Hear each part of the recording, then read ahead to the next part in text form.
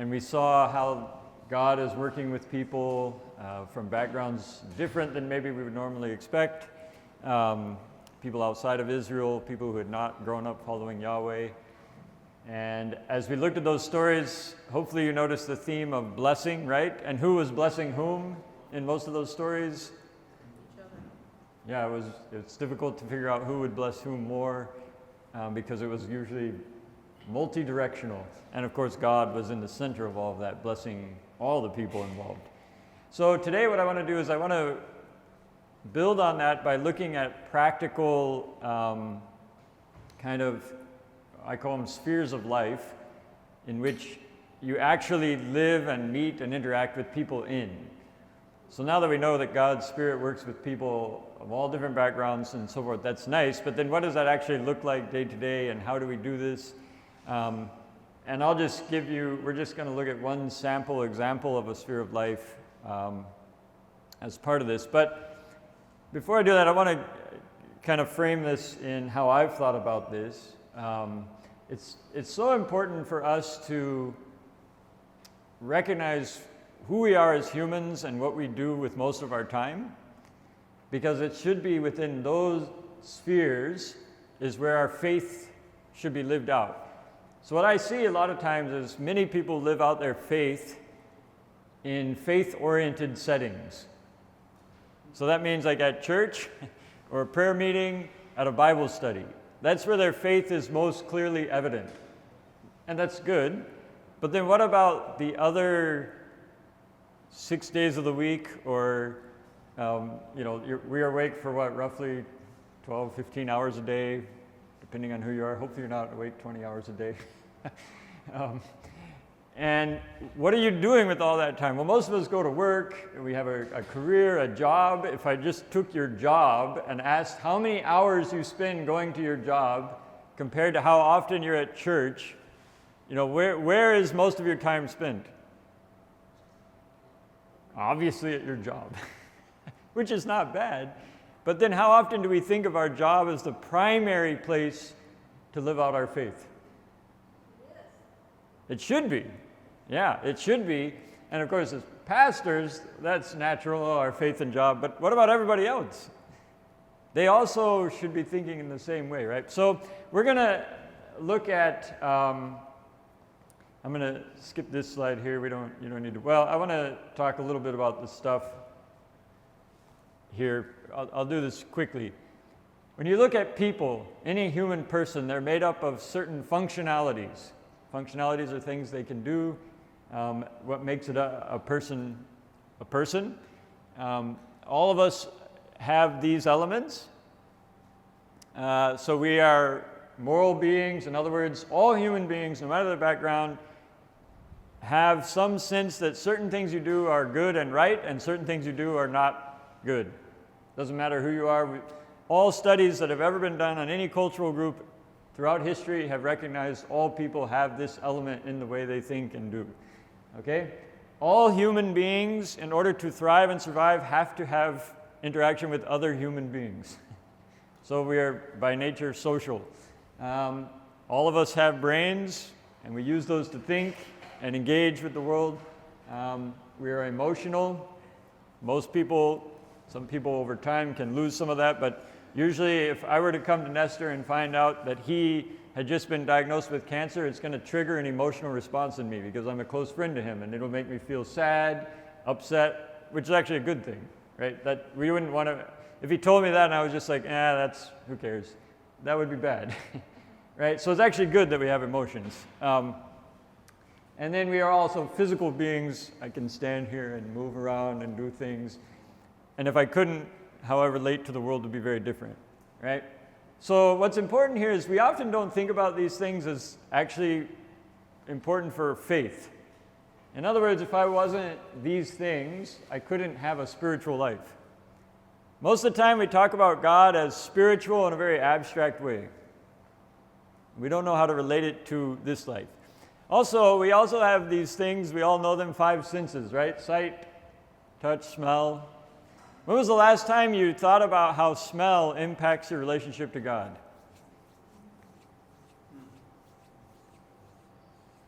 Do you know that most of your most important memories, and a lot of psychological research on this, most of your most important memories stick in your mind because there was a unique smell related to that experience? So maybe that's why there was incense in the tabernacle. It actually helped people connect to what was happening at the tabernacle, not just in the moment, but it helped them remember it when they're not there because of the unique smell.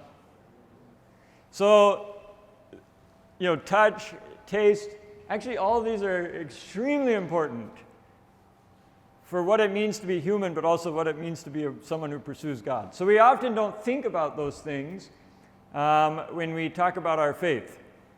But I've been exploring this more and more, and so we're not gonna look at all these.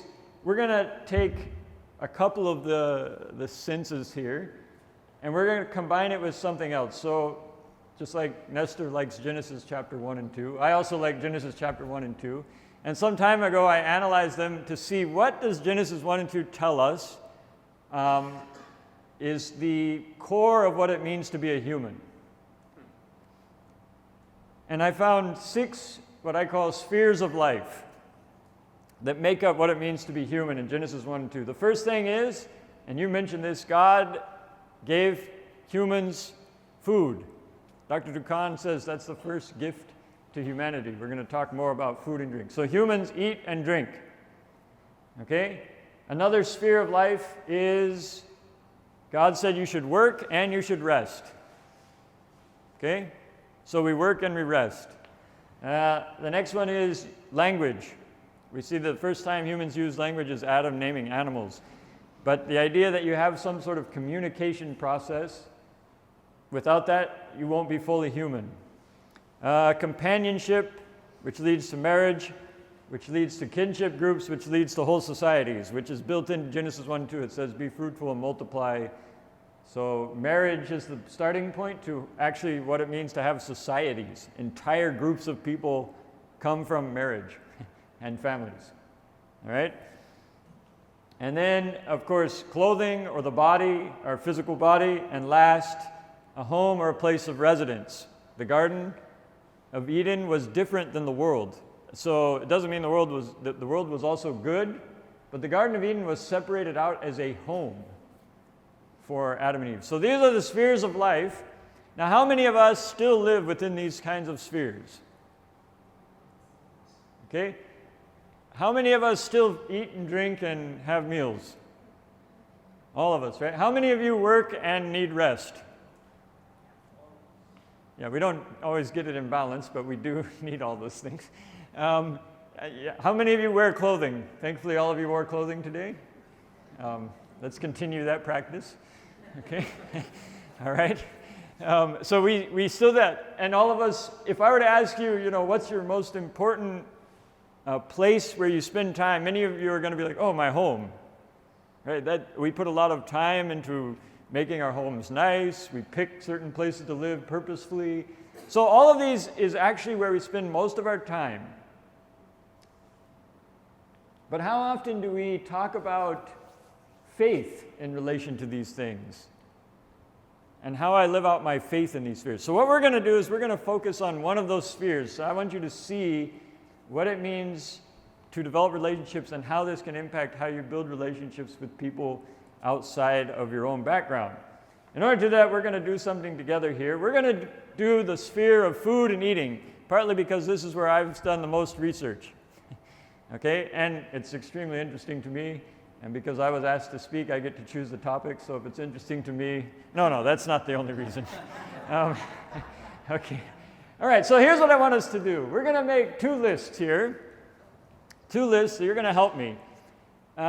Just do it from your knowledge of Scripture, and we'll start with this slide here. So I gave you one example. From your memory of the Bible, Old or New Testament, I want you to tell me stories that have an element of eating or drinking, a meal together, but the story in your mind is negative. It's a bad example. So I gave you an example. Anybody remember Noah getting drunk? And then he took off all his clothes, and anyway, it's not a pleasant story. That would be an example. So give me some negative examples, New or Old Testament, negative examples of food and eating. Okay, we'll start here. Jacob and Esau, selling the birthright. So Esau's very hungry. Jacob was making some stew of some kind, and he makes this transaction that doesn't seem fair at all for his inheritance for lentils, and Esau does it, right? It's a very manipulative use of food. By the way, that's not the only negative example of Jacob and Esau and food. Later, Esau goes hunting, and Rebekah and Jacob scheme, and they're like, here's a perfect time to get Isaac to, give the blessing. And what is the primary tool they use to get the blessing? Food. And they even do that deceptively. He wanted deer meat or venison, and they gave him goat meat. Right? So it's a very manipulative. So they're using food. So the best thing I've learned from that is you should never eat with Jacob. Okay? There's always something behind the meal if it comes to Jacob. So don't eat with Jacob. All right? Another example. I heard some other negative example. Herod's feast. Oh, Herod's feast, right? Everyone's drunk, and then it ends horribly with John the Baptist's death. But part of what leads to that is how they were eating and drinking together. They were inebriated. They couldn't think properly. Would they have done that if they weren't drunk? Up to that point, Herod had always avoided it, right? In that moment. So yeah, that's an example. And maybe one or two more, a couple more. Yes? Okay, Belshazzar's feast. Again, they purposely get all this stuff from the temple, the gold. It's like a kind of a purposeful show that we don't care about God. We don't care. We're going to drink our wine and get drunk with this stuff. And then that's, kind of the beginning of the end of that kingdom, right? Okay? The golden calf. Oh, golden calf. Yes, excellent. Yeah, plenty of drinking and kind of using food for a very debauched process that ends very poorly. Yes? Oh, same thing. All right, good. Okay? Maybe one more. There's a lot more than what you're going to list here. But one more. Negative. The man who came in with the wedding feast, the Jesus parable, the clothing. Okay, he had the wrong clothing. That's more in the clothing sphere maybe than the food. But it was a meal. But the meal is good too. That's like one of those mixed ones. Yeah, good. I think I heard someone say Samson, which basically he's kind of like Jacob. Just don't eat or drink with him because it's all bad. Samson got drunk multiple times. That led to very bad outcomes. And he even had taken a Nazarene vow not to eat anything connected with dead creatures. And then he goes and takes honey out of a dead animal and eats that. Anyway, so he was a poor eater. All right, so that Eve. Okay, Adam. Let's add Adam there too, because I think he ate too. We don't want to just blame Eve. Adam and Eve, even Adam. That's kind of the beginning of bad eating, right, in the Bible. The first kind of rebellious act against God is with food. Okay. Okay. So we've had a lot of negative. Let's end with positive. We should always end with the positive.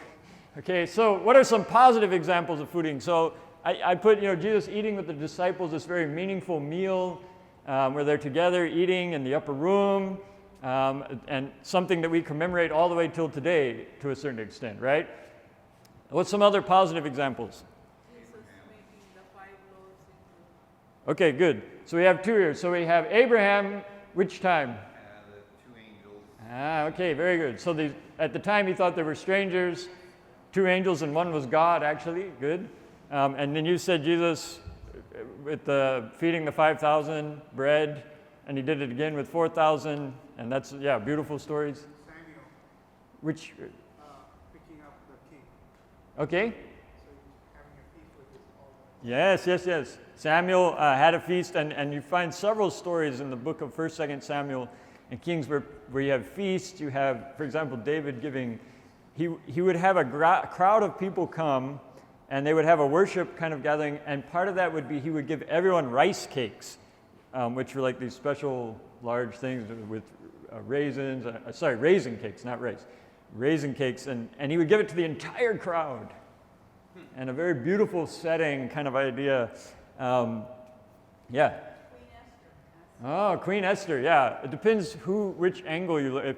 If you're Haman, it probably wasn't so but it was, I would put it in the positive myself, because it's meals with a purpose, right? These meals are meant to save an entire group of people through a meal. It's at the meal that people are comfortable. It's a place where you can interact, and that's where she can request for her people to be saved. Could she have done that without the meal? Would it had a different, at least in her mind, it needed to be a meal. But in chariots of fire, Elisha leads the army to the Israeli army. Oh, yeah. Elisha and so they all, you're talking about the one where everybody becomes blind? No, when he leads them, and then they say, shall we kill them? Yeah, that's the one. They're all blind. Yes. Yeah, it's a beautiful story. So some of the people, these were their enemies, right? And like, we've got them now, let's kill them all. And Elisha's like, no, let's feed them all. But right after that, if you continue that story, the king of Assyria asked for Elisha to come. Would he have done that if that story hadn't taken place, if they hadn't had that meal?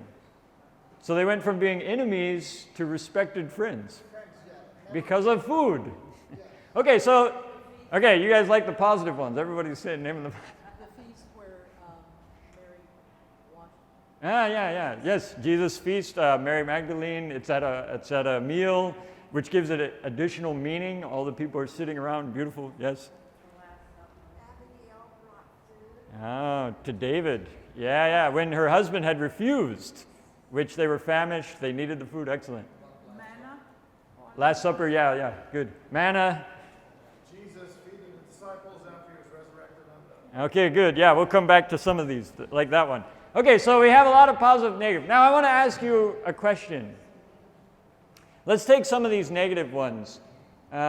Jacob and Esau, that was given multiple times. What makes those stories negative? Why did you put those in the negative category? Was it because the stew had pork in it? No. What made it negative? Why did someone say, and it made sense, that the Jacob and Esau stories are negative? The intentions. Okay, the intentions. Okay, it actually resulted in broken relationships, or fostered them, or continued them. So the food and eating was used in a way to harm human relationships. That's why those stories are negative. It had nothing to do with the health outcomes or what was in the food. It had to do with the outcome of how and what the food was being used for. Okay, what about think in your own head of the other negatives. Why were they negative? Similar reasons, right? Ruins your thinking. I was thinking of deceitfulness. Yeah, why is deceitfulness bad? It's not necessarily bad because it gives us disease, it's because it breaks down relationships. Okay? What about the positive ones? Why did you choose them as positive? There was love. They demonstrated love. So the food aspect showed some sort of meaningful love between people. That's why they were positive. In some cases, it restored relationships. And others, it kind of increased existing ones and improved them or continued them in the right direction. Okay? All right, good. So, because professors at the seminary, at least one of them, are weird, and we do weird things, I did something weird with food and eating. I decided I wanted to see and highlight every single time it was mentioned in the Bible. And the only way I could do that was to read the whole Bible and highlight all of them. So I did it. I actually did it. I went through, I read the entire Bible. I might have missed one or two here and there, but to my knowledge, I highlighted every single place where food, eating, and drinking was mentioned, whether it was in stories, other kinds of passages, whether it was being used as a metaphor or a symbol. I highlighted all of them. Then, because professors are really weird, I went and I typed them all up on Microsoft Word because I wanted to see and remember them. I really wanted to understand them. And I got some information out of that, some data. So,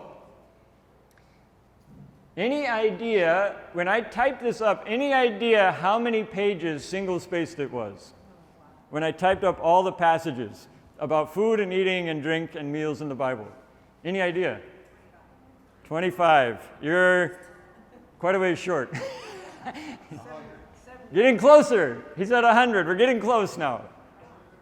150 pages. Single space, Times New Roman 12 font, because that's the Andrews standards for writing. We have to do it in Times New... No, that's not why. 150 pages on food and eating and drink in the Bible. Must be important, right? Yeah. Seems like it's important. How many of you would have guessed that? We actually did a word count. So in those passages, when I combine the words, 80,000 words. And because professors aren't the only weird ones, some of the students are also strange. I had a student who went and he took an English Bible, one of the versions of the English Bible, where he was able to figure out how many words are in it. And he came back to me and he said, 80,000 is 1/10 of the Bible. So it's like he called it 1/10 of the Bible. A tenth of the Bible is about food, eating, and drinking, and meals. That's a lot. Do you think that's important for what it means to pursue God? Maybe, right? It was a lot more than I would have thought. Now notice, this is just one of those spheres of life. I had 6 of them. I've started doing this with the other spheres, but I haven't got as far as long as I have with the food and eating. So I have one Bible that's my clothing and kind of physical body Bible. So I have separate Bibles for each of these that I highlight in. So I have my food and eating Bible in my office, and now I have the clothing one where I've highlighted. I haven't typed those out yet. I haven't had time. But just imagine if you were to do with all 6 spheres, you probably would cover pretty much the whole Bible. You know, the Bible is primarily interested in everyday life. We have made the Bible very abstract, and we made it about heaven, which it's mostly actually about this earth and everyday life. So I wanted you to see with food and eating. So here's some more information on this, all right? In the beginning, God gave all kinds of trees to grow out of the ground, trees that were pleasing to the eye, good for food. Dr. Kant says this is the first gift. You could argue life was the first gift. But after humans are given life, the first gift they are given is food. Right? But what was food given for? We often think of food like we think of gasoline for a car today. I've even heard it called fuel. Is that what food is for? Primarily. Did they need food to survive in the Garden of Eden? Would they have died if they hadn't eaten? I don't know. It doesn't seem like it. So why do they have food? Enjoyment, God's blessing. It's for something more meaningful than just keeping us alive. Okay. The garden was a place of abundant food and was also a place God frequented. Food and fellowship appeared to have gone together right from the beginning. The primary purpose of food is to bring people together. That's its main purpose. Okay? That's why God created food and drink. It was actually to help us have more meaningful lives and have better relationships with each other. All right? Notice, we're gonna look up some text. Let's see if you've ever read these before. How many of you have ever had a meal with God? You're not sure? You don't have to raise your hands. Maybe you did and you didn't know it. You know, the Bible actually talks about a lot of meals when people eat with God. Okay? So, notice this. We talked about one of Genesis 18, 6-8. You have Abraham meets 3 strangers. What is his immediate reaction? Come in and eat. And he goes and cooks the best. I guess we're all vegetarians, so we won't talk about what he cooked. So he cooked something that wasn't vegetarian. He did have yogurt. It does mention that he had yogurt. So for those of you who, for vegans, it would have been pretty rough. There wouldn't have been much to eat at the Abraham feast. For vegetarians, there was yogurt. For everybody else, there was the fatted calf, right? Which was the best food. And he gives it to them. But who was one of the three people that he fed? God. God was at the meal and ate with them. Can you imagine that? Wow. Not the only time that kind of thing happens. Exodus 24:11. God has revealed the Ten Commandments. He's revealed kind of his desire for Israel. And at the end of that, it says in Exodus 24:11 that the elders, some of the leaders were there before God. It says they saw God, and the next thing they did naturally, when you see God, what's the next thing you do? You eat and drink. They ate and drank right there. God's presence was there. Well, what do? When God's present, you eat and drink. That's how you affirm this relationship. You eat together. Okay? Judges 6:19-22. This is the story of Gideon. God shows up. He didn't know it was God. And what does he say? When he says this being is here, this person, his immediate reaction is to feed him. Now in this case, God doesn't eat in the normal way. Normally you and I, we chew our food and we swallow it. In this case, God just burned it up and consumed it. But in Hebrew, the word for consume is the same exact word for eat. Exact same term. So it basically is saying, using fire, God ate the food. Right there with Gideon. Okay? Again, they're eating together. There are other examples. You go to the New Testament.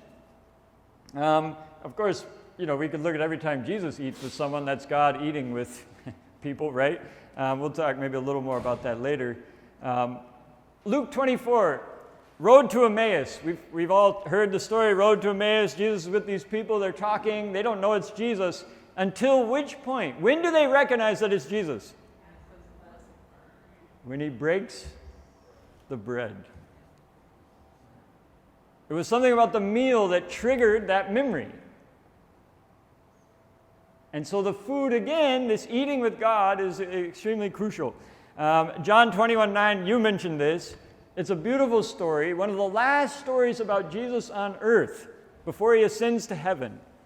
He's on the beach, disciples are out fishing, they don't know he's there, and as usual, they didn't catch anything. Probably some of the worst fishermen I've ever heard of. I don't know of any story in which the disciples of Jesus caught any fish. So I'm not sure what led them to be fishermen, but it clearly was a poor career choice. So once again, they failed to catch anything. Jesus is there. He says, put the net on the other side, and then they catch everything. And then they get to the beach, and what do they find on the beach? Some fish is already cooked. Sorry again if you're vegetarian. I don't know what you would have eaten at the meal. But who cooked it? Jesus made breakfast for the disciples. Isn't that amazing? Jesus cooked breakfast and then ate together, and that's basically the last story we have of Jesus with the disciples before he ascends. He eats with them. And then, of course, Revelation 3:20, we all know, I stand at the door and knock, and anyone who come in. And so many times I hear us stop at that point, but how does it actually end? I will sup with you, and you will eat with me. So what's the ultimate goal? What is our main goal in our journey with Jesus? To eat with him. That's the final. So it's not even that we eat together to get to some other goal. Eating is the goal. So the most important part of camp meeting is breakfast, lunch, and dinner. and we laugh, but how many of you would come if there were no meals? Maybe, maybe. I don't know if I would be. And potluck. And think of the discussions and interactions you have. So how many of you, I've met some of you here, but I didn't meet you when I was talking up front here. How did I meet you? When I sat down and ate with you. It's a lot easier to meet you there than it is here with all the people here talking. There's a different dynamic. God wants to eat with us. He doesn't want to just stand up front and talk to us. Okay? See how significant meals are? Man, if that was only all of them, but there's so many more. Do you remember in the tabernacle there was bread? Bread, do you remember what it's called? It had a couple names. Showbread, there's another name. Bread of the presence. The bread signified God's presence. By the way, the term bread also is the same term in Hebrew for meal. They're the same term, synonyms. So you can't, sometimes it's hard to know should we translate it as bread or as meal? Well, sometimes it's just both. Bread and meal are the same thing, because every meal you had bread. So it's God's presence at the meal. In the tabernacle. They had to always bake that and keep it there to remind them that God wanted to eat with them. Okay? I always like this one. There's a repeated phrase. I don't hear many sermons on this. I've got to try to figure out how to give a sermon on this one day. There's a repeated phrase in Leviticus and Numbers that's kind of an odd one. And I'll just read one example of it. In Leviticus 1, verse 9, it says, "You're to wash the internal organs and legs with water." So this is a burnt sacrifice offering. And then you burn it up. And then it says, "It is a burnt offering, a food offering, or a meal offering, an aroma pleasing to who?" So God likes the smell of barbecue. It's basically what it's saying. Because that's what it was. It was a fire with a grate. It was a barbecue. And it says God likes the smell. Now, does he actually smell it? Maybe. I mean, it's possible. But the main point here is to show the intimacy of the connection. What you're doing here, this meal, and it was a meal. Sacrifices were meals. Okay, I'll mention that in a second. But what you're doing is God, it's like, how many of you have a relative, someone that cooks so well, and when you enter the house, you can smell it, and you're just like so excited to be there to eat? You know anyone like that? That smell is meaningful. And it actually will conjure up so many other things than smell. It reminds you of the person, the house, right? That's what this is saying. God wants to be present with you. How does he demonstrate that? By telling you, "I like the smell of your cooking." Okay? Very intimate kind of way of describing who God is. We'll jump on here. Every single sacrifice is a meal. We often talk about sacrifice as substitution for our sins and all of that. It is. But you know, God's salvation only matters if it gets us to a place that was better than before. Otherwise, salvation is meaningless. Okay? Every single sacrifice ends with a meal. Now, it doesn't always end with the same kind of meal. Some sacrifices, God consumes the entire sacrifice. But consume and the word for eat are the same thing. So God is the primary beneficiary of the food, not because he needs food to survive, but because he wants food to connect. Other meals, part of the sacrifice God consumed, and part of the meat was set aside for the priests.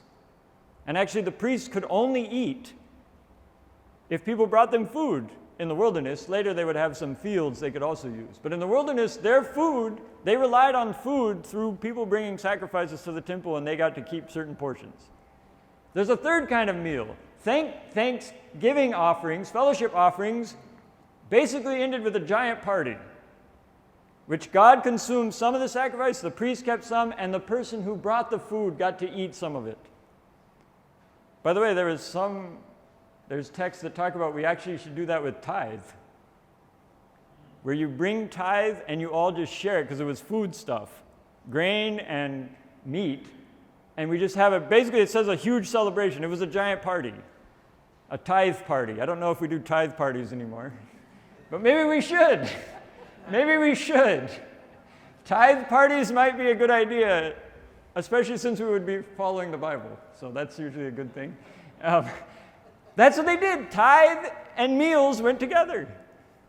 All sacrifices were meant to lead to a meal, which is meant to connect God with people and people with people. So they're not just symbols of God's salvation, they're symbols of God's salvation leading to a meal. Okay? Seems pretty important, right? Something we should maybe look into more. The Lord's Supper, of course, is a continuation. Now, I hope I don't get in trouble for this. I know the conference president's here. Anyways, I've said this in other places. So far, I haven't been fired. So, I just had communion at PM's, the church I attend. You've all had communion. This is going to be a little funny, but how big are the cups we have when we have communion? Can you taste the juice from the cup? Because I have a little trouble myself. To be honest. It's like just enough you start to taste and it's over. And you're like, oh, come on. And then the bread, how big is the bread? It's like maybe your fingernail, like roughly the size. So it's like just enough to choke on it, but not enough to taste. All right? Is that a meal? No, it's not a meal, okay? If we do that, that's fine. You want to contemplate the goodness of God through that, it's fine. I don't find that example anywhere in the Bible where we use the smallest possible cups we could ever invent and the smallest pieces of bread anybody could design, and we do that. I don't know who came up with that or why they thought it was a good idea, but in the Bible, it's always a meal. It's a meal when Jesus does it, and it's a meal, the last time we hear about it was with Paul. They're eating an entire meal together because the point of it was to draw people together in community. We even call it communion, but we all do it by ourselves, standing in our pew, sitting in our pew alone, drinking our teeny tiny cups of juice with teeny tiny pieces of bread. There's no community. My most memorable communions are actually agape feasts, when there was actually a meal. Well, maybe that's because the food is an important element. The meal is an important part of it. I'm afraid we might have lost some of the meaning when we lost the meal. Okay? Because the purpose is for God is to eat with you. You think if Jesus came, you're going to try to find the smallest possible glass and the smallest piece of bread to give him? I hope not. He might be a little disappointed. He'll probably come to you like, well, when I went to Abraham's house, he gave me the fatted calf and yogurt, and you're giving me a tiny cup of juice. I don't think you understand why I created food. Right? Like, I think that's what he would say, okay? So, but this is, we have to think about these things. What is the purpose of food? Right? How are we using it? Okay? I forgot to mention, and I wanted to end this slide with this. All sacrifices, God is the guest at the meal. You bring food for him, he receives it. But God is also the host. You do it at his house. So at every sacrifice, God is the host and the guest, which means you get to show hospitality and receive hospitality at the same meal. One of my favorite stories in the Bible is John chapter 2. Anybody remember what happens in John chapter 2? Wedding feast, Cana. We primarily remember this story because Jesus transformed water into wine, right? Transformed water into wine, which is an important element of the story. And oftentimes, good theologians and pastors We take this story and we preach it, and we make sure every single thing in the story is a symbol of something else. So we say the wine is God's blood and this, that, and the other. And before we know it, we've forgotten about the story completely. And it's just all symbols and we don't know what we're talking about anymore. We must allow the story to remain as a part of daily life. The story was a wedding. I got married in India. Indian weddings are not like here. They're a lot more exciting. I mean, a lot more, just a lot of things going on at an Indian wedding. It's like 10 days of activity.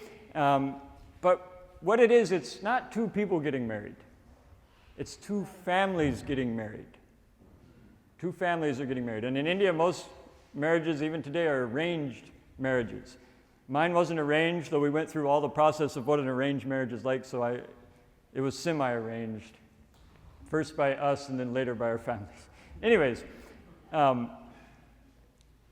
weddings in India are a huge deal for many reasons, and what happens at the wedding can impact people's relationship to each other, not just for that moment, but for years to come, positively and negatively. All right? Food at the wedding in India is extremely important. So in India, I've been to weddings where people made the mistake of starting to serve the food before the wedding ceremony was over. And like once they started serving the food, basically inside the church, all that was left was the pastor, the bride and the groom, and their parents. Everybody left and went out to eat. Okay? The food is what matters at Indian weddings. And people will talk about, like for days afterwards, they'll talk about how good or bad the curry was, how good or bad the sweet that it matters a huge deal. And you had to feed everyone. Now, when I got married, we invited 500 people. Sounds like a lot to me. It was a lot. But actually, a little over 1,000 people came. So you had to feed all those people, right? And I remember my wife was extremely stressed out. Because if some people come and they don't have food, it will reflect very badly on her and her entire family. And it will create a tremendous amount of shame for them in the community. From that point forward, people who aren't served may become very angry, actually, and cease to talk to the other family because they will see it not as just you didn't have food, but you're actually purposely rejecting us, you're showing something against us, right? We could not run out of food. It would have destroyed relationships if we had ran out of food. So we had cooks there cooking as fast as they could, trying to keep up with all the people. You know, I didn't even eat at my own wedding because we had food for everyone except me and my wife. Okay? And my mother-in-law had to cook something for us later. It's kind of weird, but okay? Never. It should never run out. And the quality should be high. Okay? Because if it isn't, the relationships will break down. Weddings at the time of Jesus were very similar. Jesus comes to a wedding. Two families are getting married. They're eating, they're drinking, and the wine runs out. For you and me, we see this story as like God doing a miracle. We don't really understand the background. When Jesus turns water into wine, he's not just trying to prove how powerful he is. In fact, I don't believe that's what he was trying to do at all. He knew that if the wine runs out, the relationships at this wedding could potentially break down, and it could hinder the ability of these two families to get along, and it might break down the entire marriage. So what does Jesus do? He makes sure the wine doesn't run out, so that at the end of the day, the families will remain close, and nobody will lose face. Nobody will have to face shame. He's not just changing water into wine to show how powerful he is. He's doing it to save the relationships.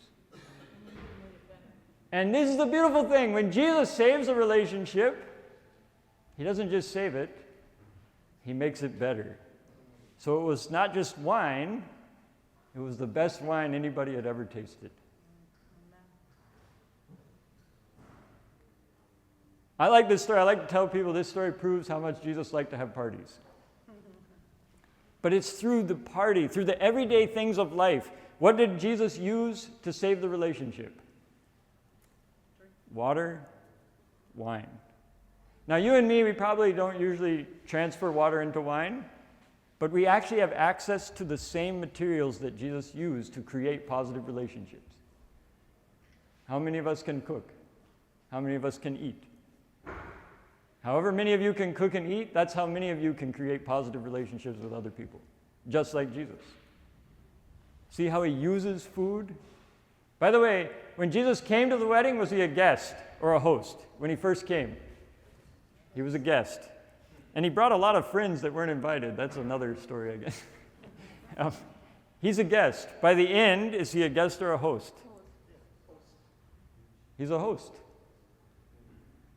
He's partnering with the steward of the wedding to host the wedding by creating the wine. Just like in the sacrifice, at the wedding of Cana, he's both the guest and the host at the same meal. All right? I hope you're learning a few things. You see a few things maybe you didn't see before in these stories. I don't know. Hopefully you'll enjoy lunch more at least now, if nothing else.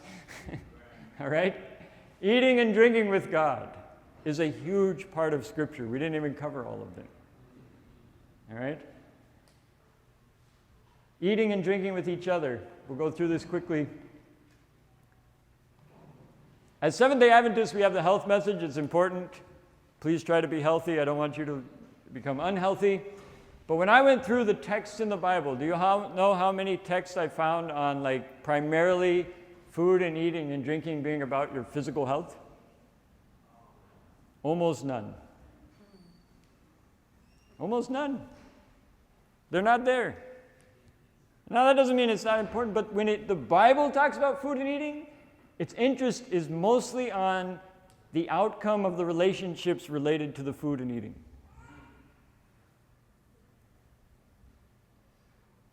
That's what food is for. Food isn't there to try to make sure you're the healthiest person in the world. Now try to be healthy. But it's there primarily to create meaningful relationships. That's why food exists. That's why God created it before sin was there. That's every story I look at. Even the negative ones, it's not someone ate too much food and became overweight and died early. Again, please don't do that. Because that can affect your relationships too, right? But it's really primarily about people used food for deception. Still happens today. I lived in India, which you had a caste system in which certain segments of society refused to eat with other people.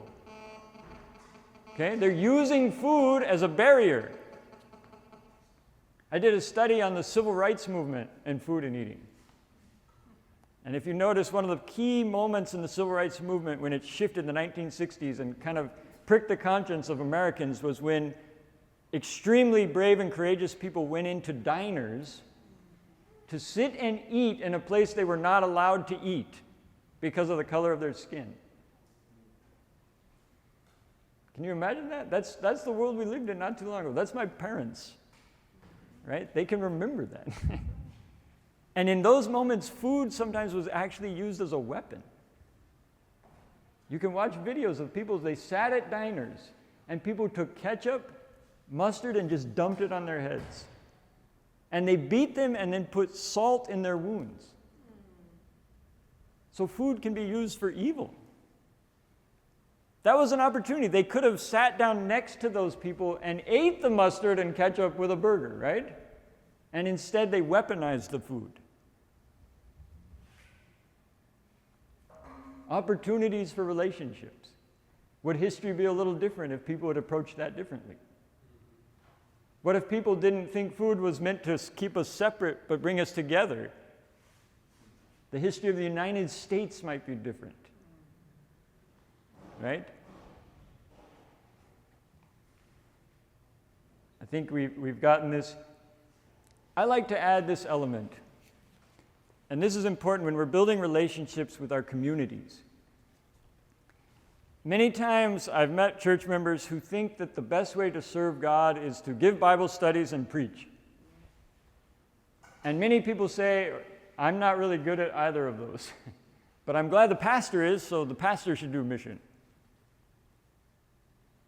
Let me ask you Another maybe controversial question. How many of you think you could remember more positive meals you've had or more sermons you've heard? And be honest with yourself. Okay, how many of you can remember birthday celebrations you've had with others? How much of that had food involved? How many of you can remember special holidays with food? And the food that was there, and the people were there, and the laughter that you had? I guarantee you can remember way more meals you had with people than sermons.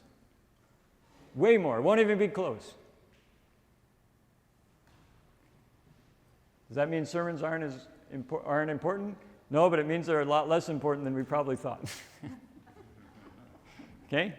Does it mean that eating together is kind of something we do, but it's not that important? Absolutely not. In fact, eating together may be the most important thing you ever do. There are studies, for example, that show, how many of you heard the saying, the family that prays together stays together? Yeah, there's no research for that. It's probably true. There is research, however, that proves families that eat together stay together. Yeah, and how many don't do that these days? Yeah, that's a big challenge today. Many families, they were able to show that families that ate together, the children were more likely to complete college. But it makes sense if you think about it. Because if you're eating together, you're talking together. And if you're talking together, you start to know the challenges your kids have and your parents have and your relatives, and you start to be able to encourage each other or challenge each other over the meal, which then helps someone succeed in just everyday things, like going to school. So people that don't eat together were more likely to drop out of high school. Right? Meals are extremely significant. Okay? I like to tell people the story of my grandmother, and this is kind of a sad story for me. My grandmother was someone who grew up Adventist in the church, but I distinctly remember her regularly kind of lamenting the fact that she didn't have talents to use in the church, she didn't have ways of serving the community, and she always felt like she had fallen short in her ability to do mission. And unfortunately, we didn't fully, I think, recognize some of the things I recognize today, and she passed away kind of with that mentality. But my grandmother was an excellent cook. And she had had several meals over the years she cooked for people that weren't even Adventist. People who didn't know much about Jesus. She would cook for them. She would bring them around a table. They would have positive interaction. She had done this numerous times. But no one ever told her how important that was in the kingdom of God.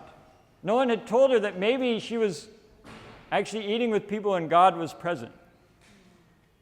No one told her that what she was doing was probably more important than what the pastor was preaching every week at church. What if I had told her that? What if she had understood that and recognized that? What she was doing was far more important than me standing here right now. Far more important. Because she was a good cook. We need good cooks. It's hard to have good relationships if the food tastes bad. The people won't come back. I can promise you that. You can be the nicest person in the world, but if your food isn't good, they're going to be reluctant to come to your house. Okay? At least I will be. I'll be reluctant. Right? We need these people. This is what the kingdom of God is. It's people eating and drinking together.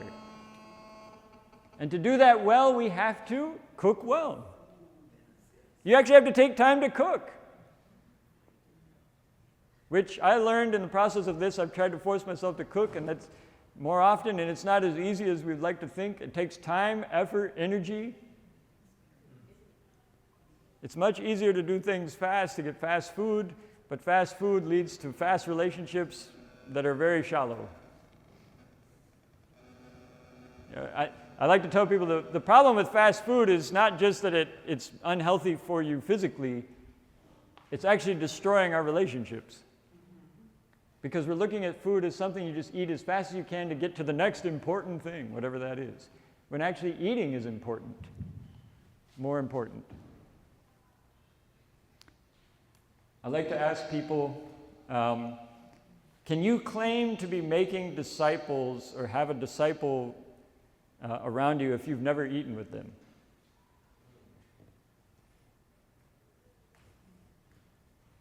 If you've only given someone a Bible study but you've never eaten with them, do you actually have a meaningful relationship with them? The people I care most about and that care the most about me, we eat together regularly.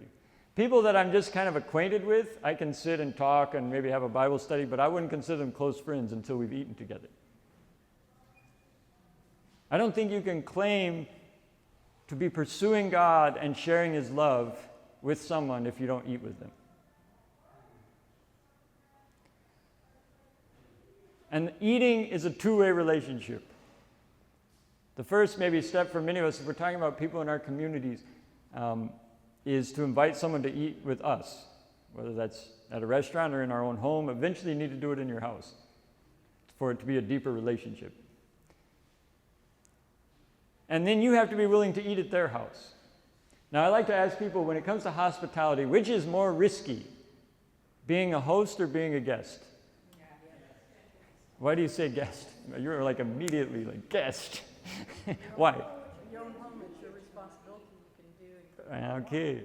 So you're in your own home, you actually have quite a bit of control over like the food, like the cleanliness of the house, right? It can be stressful, of course. You know, I have to clean my house if people are going to come over, or I have to cook. But you have control over the food. When you go to someone else's house, who are you in charge of cleaning the house before you get there? Is the house always clean when you get there? I've been to houses that weren't that clean, at least from my perspective. They were not that clean. Who decides the menu? You hope they will ask you if you're vegan, but what if they don't? And now with food allergies. And food allergies. So there's risk. There's risk when you go to someone's house and eat with them. I can tell you some interesting stories from that. But, and yet, if you only invite someone to your house and you're not willing to go to theirs, is that a meaningful, deep relationship? No. You have to be willing to take the risk. If you were to look at the life of Jesus, was he more often hosting people at his house or a guest at someone else's? Yeah, again, the Bible can be a little disturbing. Like Jesus, he was just like pretty much went wherever the food was. He was always going to other people's houses. But what we don't realize, he's actually taking a tremendous amount of risk in doing that. He's allowing himself to be at their mercy. Even if it's a group of sinners and people that who knows what they serve there, the Bible is silent on the meal at the sinner's house. I don't know if that's on purpose or not, but the Pharisees didn't like it that he went there. How many of you are known in your church for being the people that eat with sinners? Like if I were to go to your church and they would be like, Nestor, I know Nestor, that's the guy that always eats with sinners, with the people we're not willing to eat with. How many of us have that reputation? But that's actually the reputation you should have. You should be known in your churches as the people that eat with questionable people. I guess you should only want that if you want to be like Jesus. Because that's what he was known for. I just got a question as you're talking. So you're going to someone's home and they've prepared a meal and it isn't, did you pray and eat it? Yeah, so I have my own lines, right, that I draw, and lines that others would draw at different places. So, yeah, we could look at this from the angle of unclean meats, alcohol. I mean, all this stuff, I've faced all of these at some point. So I have like a line, like I refuse alcohol no matter what. What you find is most people are respectful of that. They're not going to demand. I have been in situations that were more tricky with unclean meat, where almost every dish had it. Then what do you do? And it's early on. Sometimes it matters what stage you're in the relationship in. If it's the early stages, you have to be a little more flexible, and as you get to know each other, you can share, like, next time, normally I don't eat this, and that. I don't believe that if someone ate unclean meat once, that God can't forgive them for that, or because they're trying to keep the relationship going. But others need to draw a line, maybe there. I'm not going to give you a formula. But I think your primary goal when eating together is to figure out how can we maintain the relationship and make your decisions based on that, which sometimes means saying no, because you don't want to come along and eat something the first time and then the next time say no, and the people will be like, why didn't you tell me that? That's not good. Friends tell each other those things, right? So you can sometimes say, I'm sorry, I don't eat that. And that's a sign of respect. But it can get tricky, right? We have to be a little bit flexible too. If we just demand everyone eat like us, is that really a meaningful relationship? Are we listening? Are we growing together, right? And so I think, again, there are huge amounts of people today that are very skeptical about churches. There are huge amounts of people that come from other faith traditions in the United States. Muslims, Hindus, Buddhists. There are secular people that want nothing to do with church for some of the reasons Nestor mentioned. They're not going to come to your church. You can give them as many handouts as you want. They're not coming to the church. The evidence is clear. These people are not going to come to the church for many reasons. But many of those same people will be more than happy to eat with you. In your home or at a restaurant. They will be more than happy to have you come and eat with them at their house. Which, by the way, is probably more meaningful than most church services at the end of the day. Most church services actually don't have space for people to ask hard questions. But you can ask hard questions over a meal and no one will feel bad. Nestor presented some things. People have questions about how good or bad or evil God is. Do they feel comfortable coming and asking those at the local church? The evidence suggests not. Will they be able to ask those questions to you as you eat together in your home in a space that's very safe? Yeah, in many cases they will. And so food serves as this point of connection that can break down barriers. I would argue food is the most powerful substance in the world that can create intimacy at the deepest levels. Outside of maybe sexual union between a husband and wife, I believe eating is the next most intimate thing any human can do. And eating isn't relegated to just a husband and a wife. I can eat with anybody. So all of us have the potential to demonstrate who God is just by how we eat. All right, there's a lot of slides here I could go through. We're not going to go through all these. Don't worry. Oops. Well, now I lost all of them. I'll just put up this. I think we have to ask ourselves, does our meal making and our meal sharing manifest the fruit of the Spirit? Love, joy, peace, patience. Is how we're eating together manifesting that? But not just ourselves. Can we ask that of how we see other people eating? When I see my Hindu friends eating together, is it manifesting the fruit of the Spirit? If it does, who gets the credit for that? The Spirit. If they're eating together and it's drawing people together, I don't care what they call themselves. It's a sign that God is at work among them. Right? And so we can start to partner with God through how we eat together. We must creatively pursue God within meals, eating, and drinking. This is part of what it means to dynamically pursue God. Notice we only did one sphere of life.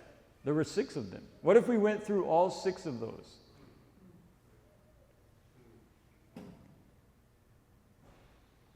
And I think then we could see how God can be infused into every single thing we do. And if you want to draw people closer to Jesus, you have to be thinking in those spheres. Research is actually very clear in most parts of the world. Do you know what is the primary reason people who aren't followers of Jesus, from another religion or secular atheists, what is the primary reason they decide to pursue Jesus, and what keeps them pursuing Jesus over time? It's knowing and having a close relationship with another family who believes and follows Jesus. We've had studies that compare that to public preaching, to schools, to literature, to radio programming. All of them show very minimal impact on the community. Most people, for example, from a Hindu background who pursued Jesus over time, trace that back to a neighbor family who they were able to eat with and see Jesus with every day, in and out. And that is what kept them connected to Jesus. And how many of us can do that? All of us. Nobody can, we all can eat, right? I mean, I'm assuming that. Is that a safe assumption? We'll find out at lunchtime, I guess, how many of you can eat. We all eat. That's an essential part of what it means to be human. But it's also an essential part of what it means to follow God and to show God's love with other people. So hopefully you're able to rethink your food and eating. Evaluate how much of your food and eating is done alone. Are you eating most of your meals alone? If you are, you may not actually be living into what it means to be human and created in the image of God. Doesn't mean you have to eat. You can eat some meals alone. But if most of your meals are being eaten alone, that's a problem. If you're only eating with people like you, who are safe to eat with, are you living into what it means to be made in the image of God? Are you really following Jesus? Or are you eating with a variety of people from different backgrounds, don't come to church, aren't interested? How many of those kinds of people do you eat with, and how regularly? If you start to look at that, you can start to see, in my own life, how would someone even know that I love Jesus if you're never eating with them? Okay? So hopefully you got to see, now you can go home and highlight all the others in the Bible, all the other spheres of life. Then you can give those Bibles to me and I'll type them up for you. And then we'll count how many pages it is. Because you have a lot of free time, right? You don't have other things to do. Most of you aren't as weird as professors, which is good. I'm glad. If the world was just a bunch of professors like me, it would be a pretty rough place. I'm glad it's full of people like you. But hopefully you saw something new in food and eating and what it means to walk alongside people. Yesterday we talked about walking alongside people. One of the best ways to walk alongside people is to eat alongside people. So I think that's all I wanted to say. Is there any thoughts or questions someone had as we wrap up? Yes? How can we do better community service? Make it a meal. Bigger cups. Start with bigger cups, and then... Without leaven. Yeah. Yeah, you can make big pieces of bread without leaven. Leaven doesn't require it to be this big. Yeah. I have some commentary. I've done some recent research this morning into the church manual, and no place in the church manual doesn't say the size of the cup and the dimension of the bread. So, for what it's worth. Yeah. Yeah, meals are better. I know there's practical challenges with that. But in India, we usually had a meal. We called it a love feast, and it was a meal. The people, usually what we did is we had people donate money and then hired someone to cook the food, but you could have people bring the food.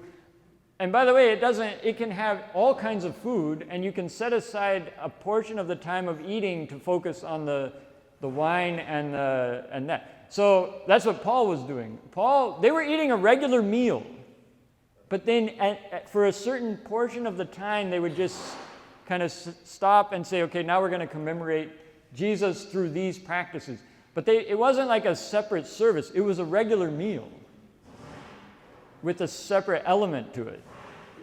So you don't even, you can have just potluck. You can do it at potluck, actually, and set aside a certain point in potluck to say, okay, now all together, we're going to, solemnly focus on this particular aspect of the meal. So stop your conversations. But then you still have a meal. So people are together, they're talking, and it adds this element of remembrance.